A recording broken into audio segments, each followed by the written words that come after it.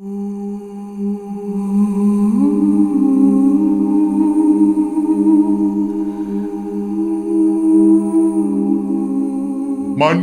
Bugis adalah suku yang tergolong ke dalam suku-suku Duentero Melayu. Masuk ke Nusantara setelah gelombang migrasi pertama dari daratan Asia, tepatnya Yunan. Kata Bugis berasal dari kata Tougi yang berarti orang Bugis. Penamaan Ugi merujuk pada raja pertama kerajaan Cina yang terdapat di Pamana, Kabupaten Wajo saat ini, yaitu Lasitumpugi. Ketika rakyat Lasitumpugi menamakannya dirinya, maka mereka merujuk pada raja mereka. Mereka menjuluki dirinya sebagai Tougi atau orang-orang atau pengikut dari Lasat-Tumpugi. Lasat-Tumpugi adalah ayah dari Wecudai dan bersaudara dengan Batara Latu, ayahanda dari Saweri Gading. Saweri Gading sendiri adalah suami dari Wecudai dan melahirkan beberapa anak termasuk Lagaligo yang membuat karya sastra terbesar di dunia dengan jumlah kurang lebih 9.000 halaman folio. Saweri Gading Opunaware atau yang dipertuan di Ware adalah kisah yang tertuang dalam karya sastra pertama Lagaligo dalam tradisi masyarakat Bugis. Kisah Saweri Gading juga dikenal dalam tradisi masyarakat Luwuk Kaili Gorontalo dan beberapa tradisi lain di Sulawesi seperti Buton. Komunitas ini berkembang dan membentuk beberapa kerajaan. Masyarakat ini kemudian mengembangkan kebudayaan, bahasa, aksara, dan pemerintahan mereka sendiri. Beberapa kerajaan Bugis klasik antara lain Luwu, Bone, Wajo, Sopeng, Supa, Sawito, Sidenreng, dan Rapang. Meski tersebar dan membentuk suku Bugis, tapi proses pernikahan menyebabkan adanya pertalian darah dengan Makassar dan Mandar. Saat ini orang Bugis tersebar dalam beberapa kabupaten yaitu Luwu, Bone, Wajo, Sopeng, Sidrap, Pinrang, Sinjai, dan Baru. Daerah peralihan antara Bugis dengan Makassar adalah Bulukumba, Sinjai, Maros, Pangkajene Kepulauan.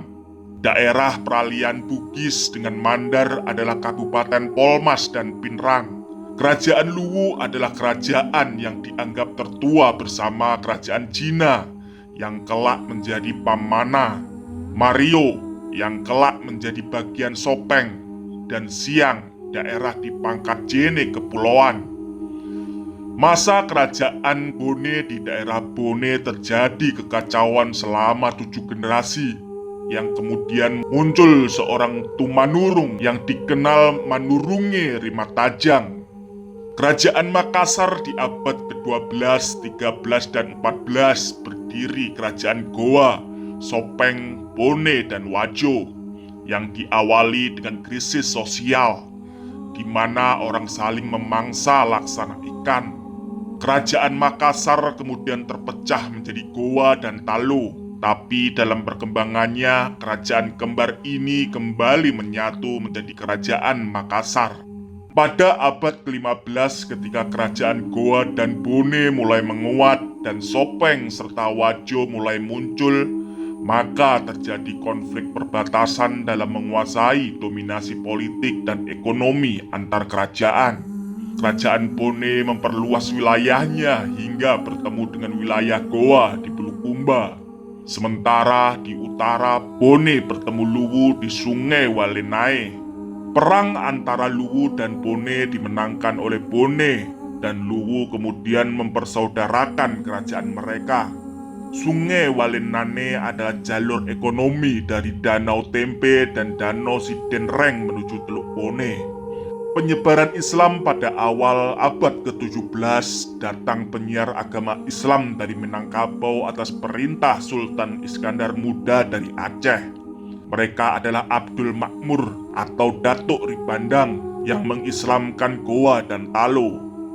Sulaiman atau Datuk Patimang menyebarkan Islam di Wulu, dan Nurdin Aryani yaitu Datuk Ritiro juga menyiarkan Islam di Bulukumba.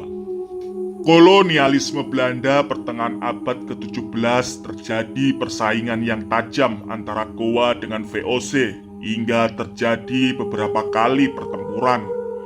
Sementara Arumpone ditahan di Goa dan mengakibatkan terjadinya perlawanan yang dipimpin Latenri Tattadaeng serang Arung Palaka.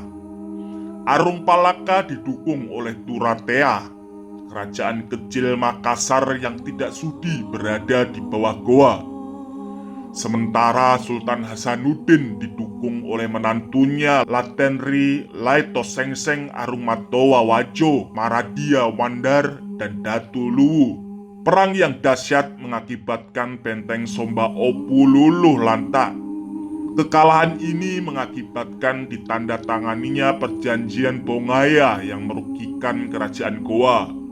Setelah itu tidak ada lagi perang yang besar sampai kemudian di tahun 1905 hingga 1906 setelah perlawanan Sultan Husain Karaeng Lembang Parang dan Lapawowi Karaeng Segeri Arumpone dipadamkan.